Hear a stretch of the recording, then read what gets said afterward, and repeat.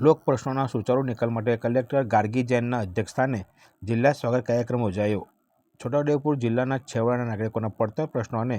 ફરિયાદોનું પારદર્શક, સુચારુ અને સમયબદ્ધ નિવારણ લાવવાના મક્કમ નિર્ધાર સાથે જિલ્લા કલેક્ટર સેવા સદનના વિડીયો કોન્ફરન્સ હોલ ખાતે જિલ્લા કલેક્ટર ગાર્ગી જૈનના અધ્યક્ષસ્થાને જિલ્લા સ્વાગત કાર્યક્રમ ફરિયાદ નિવારણ કાર્યક્રમ યોજાયો. જિલ્લા સ્વાગત કાર્યક્રમમાં નાગરિકો દ્વારા વ્યક્તિગત તેમજ જાહેર સુવિધાને સ્પર્ધતા કુલ 44 જેટલા સંવેદનશીલ પ્રશ્નો રજૂ કરવામાં આવ્યા હતા, જેમાં વૃદ્ધ પેન્શન સહાય, આંગણવાડી સમારકામ રૂમની માંગણી તથા અન્ય સુવિધા, મંજૂર થયેલી અરજી સહાય, રકમ જમા કરવા, બચત ખાતામાં જમા રકમ અપાવવા, મફત તબીબી સહાય યોજના અંતર્ગત લાભ ન મળવા બાબત, અનાથ વારસદારોને PMJBY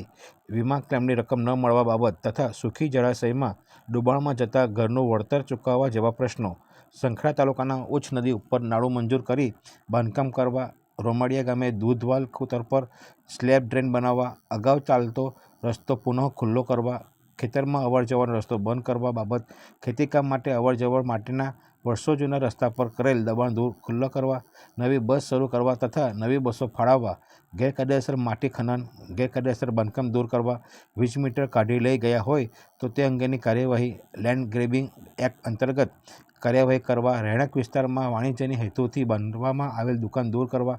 છોટાઉદેપુર હાઈવે રોડ પર વગર પરવાનગી ચાલુ કરેલ બાંધકામ અટકાવવા અને ગામતર ગોચર જમીનમાં દબાણ અંગેના કિસ્સાઓ ગ્રામ પંચાયત દ્વારા અયોગ્ય ઠરાવ કરી વડીલો પાર્જિત મકાનોના હક છીનવી બીજી વ્યક્તિઓના નામે કરવા બાબત, જાહેર રસ્તાનું સમારકામ અને તૂટી ગટર લાઇનનું કામ કરવા બાબત ફરિયાદ નોંધાવવા બાબત, હેન્ડપંપ બોર મોટરની મંજૂરી બાબત તેમજ છોટાઉદેપુર જિલ્લાના તમામ ગ્રામ્ય વિસ્તારમાં મોબાઈલ નેટવર્ક તથા ઇન્ટરનેટની સુવિધા પૂરી પાડવા જેવા વિવિધ જનહિતના પ્રશ્નો અંગે સઘન ચર્ચા વિચારણા કરવામાં આવી હતી. જિલ્લા કલેક્ટર ગાર્ગી જૈને તમામ અરજદારોની રજૂઆતોને ધ્યાનપૂર્વક રૂબરૂ સાંભળી હતી. તેમણે ઉપસ્થિત વિભાગીય અધિકારીઓ પાસેથી પ્રશ્નોની પ્રવર્તમાન સ્થિતિની સમીક્ષા કરી તમામ પ્રશ્નોનો સકારાત્મક અને ઝડપી ઉકેલ લાવવા માટે સ્પષ્ટ દિશા નિર્દેશો આપ્યા હતા. આ બેઠકમાં પોલીસ અધિક્ષક